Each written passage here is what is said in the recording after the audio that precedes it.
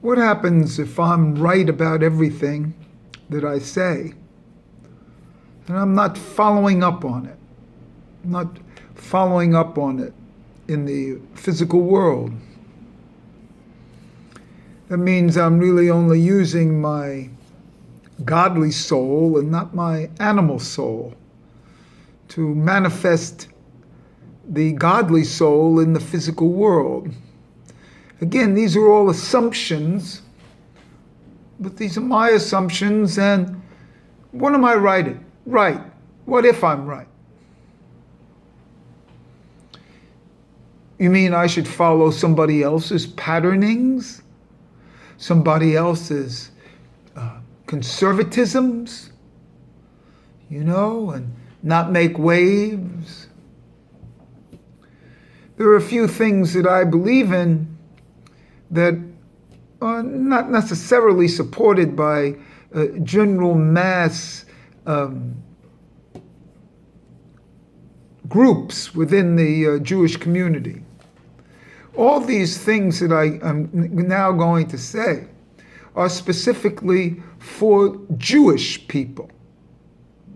I don't ever suggest this for non-Jewish people. There are certain things that are special about Jewish people. One of them is they are anti-Semitism against. That's what makes them part special. So if you're not Jewish or other Semitic, meaning, say, is Muslim, but specifically Jewish here, you can't be anti-Semitized against. If you can't be anti-Semitized, then some of the things that I suggest could never apply to you. If you're not part of a hated group, these things don't apply. These things are definitely biblical. One of the things that I do suggest is that a person doesn't have a permanent home. Hear this? That he doesn't have a permanent home. That he's really in the diaspora. He's in the diaspora for his whole life. He's a vagabond, a wanderer, a Bedouin, so to speak, a gypsy. I have no permanent home. I'm in Golis. This is shown, by the way, in the holiday of Sukkot. The beauty of a holiday of Sukkot is that you live in a booth with an open roof to the elements. The other thing about a sukkah is a beautiful, beautiful word, by the way, because it's 91. It's malach, and it's amen, and it's yud hey vav hey with Adonai. And so these are some beautiful, beautiful aspects here. And the other thing about a sukkah is it doesn't require a mezuzah. It doesn't require a mezuzah. For a residence, betecha, to require a mezuzah, you have to be there for 30 days. This is the same 30-day period between Pesach and Pesach Sheni. And there's a concept of wandering there also. So the whole idea is that there's no mezuzah requirement if you're in a place under 30 days, which is Yud Hey, Yud Hey. and the same 30 days as the Nazir's oath of the Nazir. And one of the reasons that I'm sure of this, by the way, that there's no permanent home, is that I've been living in the same home for 35 years. And the day my mother came into this home, because I used to live with my parents until they died, she said, "I'll never move out." Not me. She will never move out. And she didn't. And this concept of permanence is a problem, see.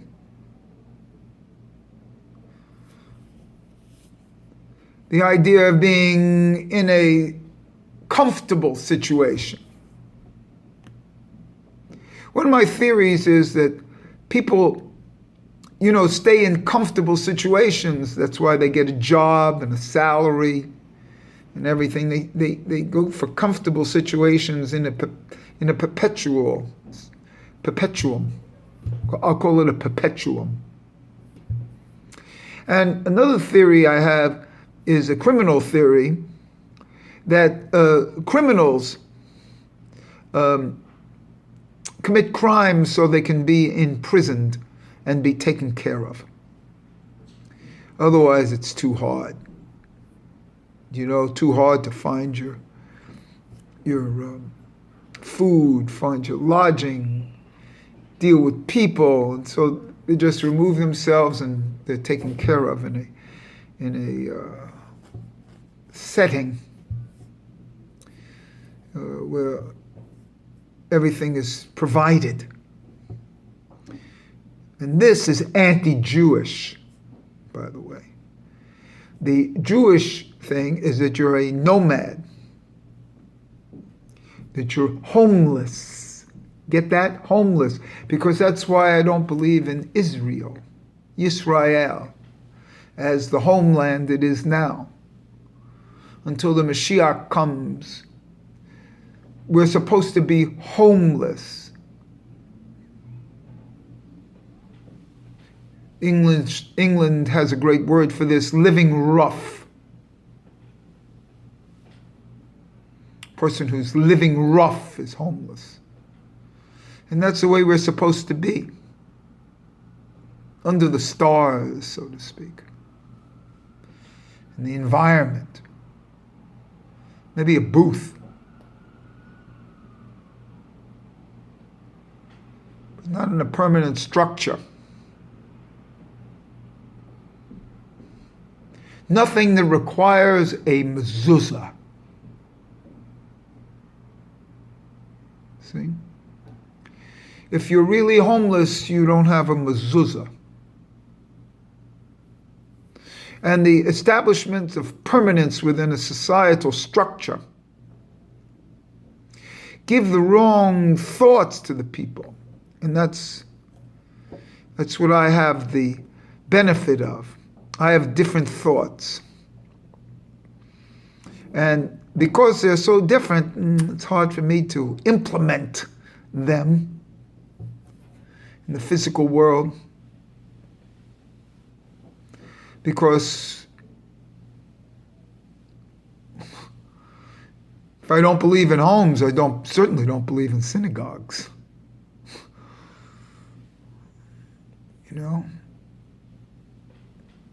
I don't believe in schools for kids in synagogues.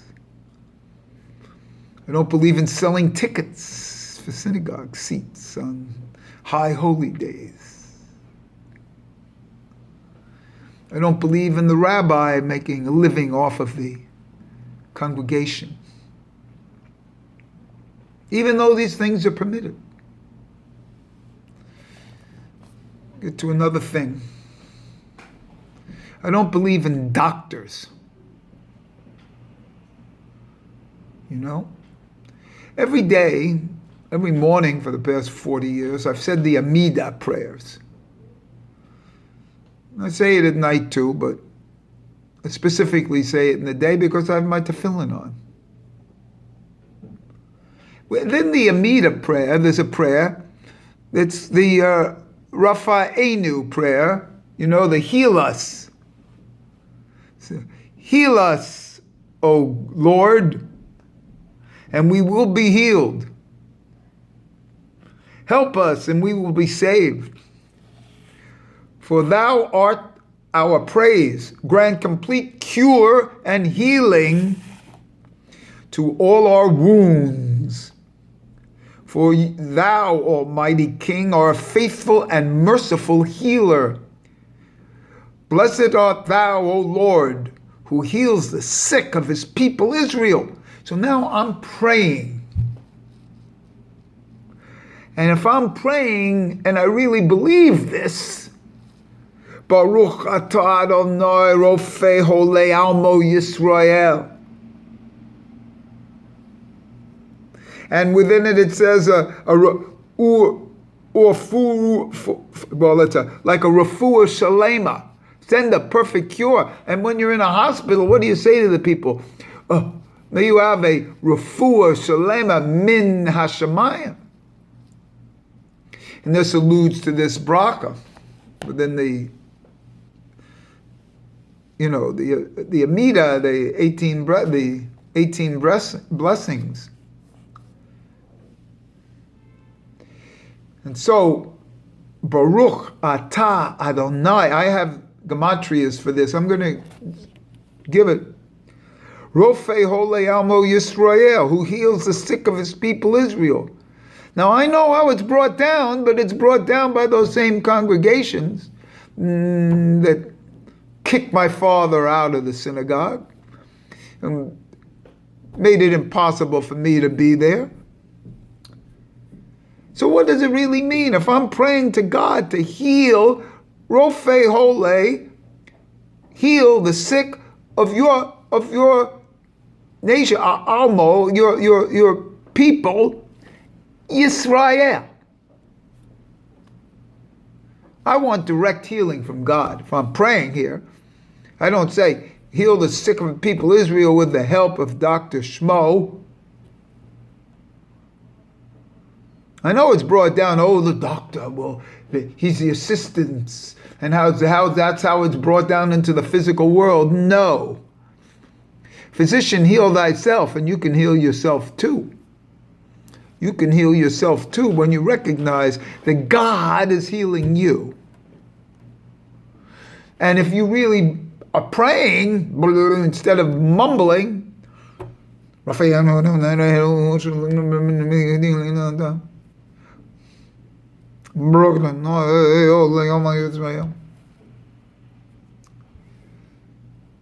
really believe that, then you're going to be cured by Hashem.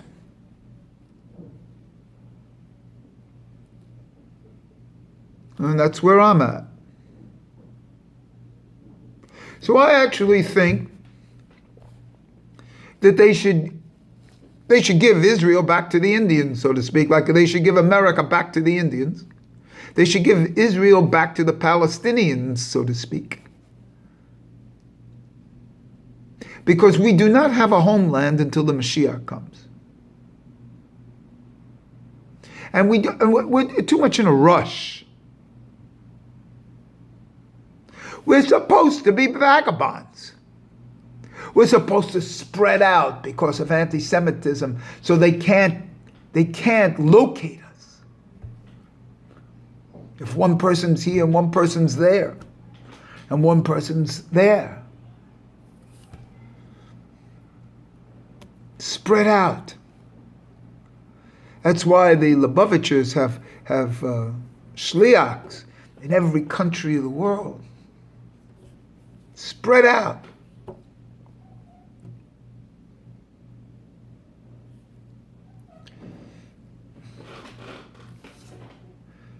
That's the world is the homeland. Spread out. And this is a perfect time for this because this is kind of like Pesach Sheni. Pesach Sheni is the purity within the impurity. See? Pesach is the purity within purity. It's kind of like Jews in Yisrael. Pesach Sheni is Jews in the diaspora.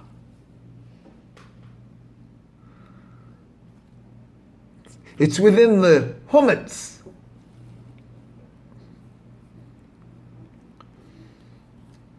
See? And that's the higher level than celebrating Israel Independence Day and have parades and have songs. So it looks like it's, the majority agrees. But it's not correct. It's very difficult to go against the majority. Majority has the power of numbers and within groups, you see, there's an energy within numbers of people. There's links within those numbers, and it makes a web, a strong spider web, that the individual spider can get trapped in there. But it doesn't make it right. It's like a 1 in 60 can still be it's the one that's higher than the 60.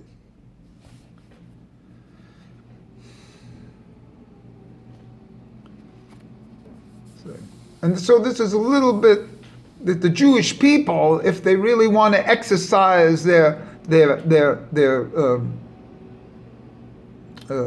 godly soul, the nefesh elokit rather than the nefesh behema, then be in the diaspora. Glorify the diaspora. If you really want to be Jewish, be like Avraham, leave. Lech lecha, go to yourself. Leave. A lot of stuff in Judaism, they left Israel. That means they left Egypt. Moses didn't get to Israel. So this is the same type of energetics I'm talking about.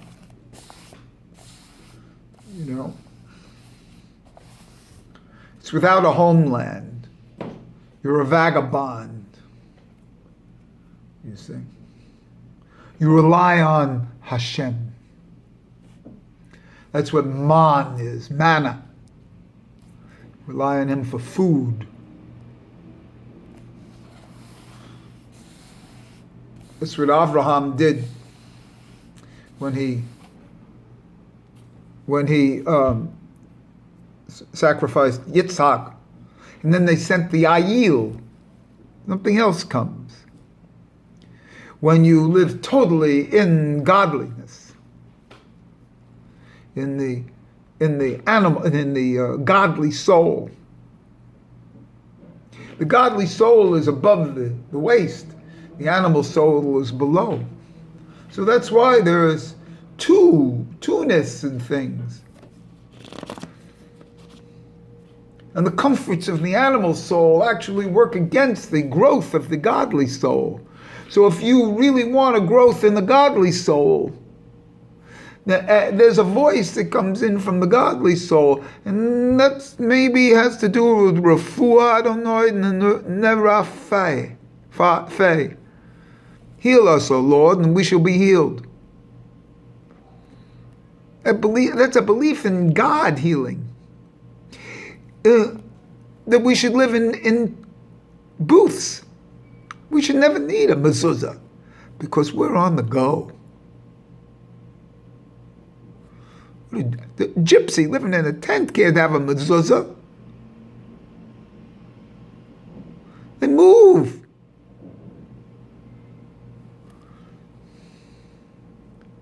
A homeless person can't have a mezuzah. And so it's this concept of homeland. See? The homeland concept has to be kept as a concept, like the Mashiach. It's something to strive for, but not something to be in. Hear that? It's the homeland is something to strive for, but not something to live in. The Mashiach also is to keep you, keep you going, but it's never there. This is the beauty of the Jewish people.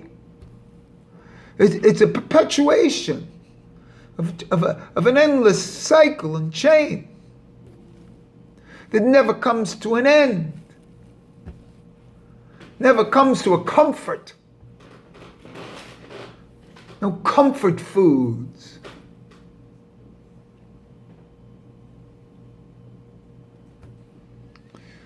This is part of my belief system that's predicated on analysis of the texts, plus my soul level it brings to these texts.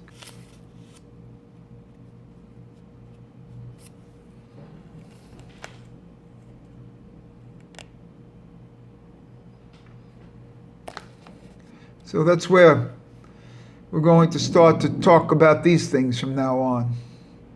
What we'll call the real deal. The real deal.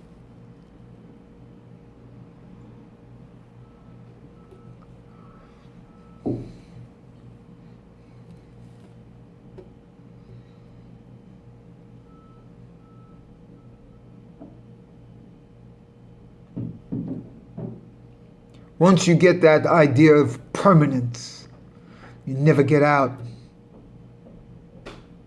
And then the whole idea of how they get you in these working things with retirement funds and health plans and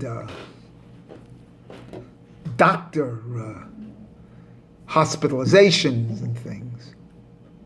Baruch atah Adonai Rofei Holei Almo Yisrael. Heals the sick of his people Israel. In other words, here's my point. If you don't believe that, and what that really means, God is healing you, and you don't go to a doctor, or say, doctor, heal me. Well, I know they think you use medical. No. Rofei Holei Almo Yisrael. Otherwise, don't pray. What are you praying for? Because somebody told you to pray? Do you believe in what you're praying for? Or did somebody say, oh, you have to do the brachas every day? That's terrible. Unless you believe in what you're saying, then you're a liar. And a mumbler in a foreign language that you'll never understand.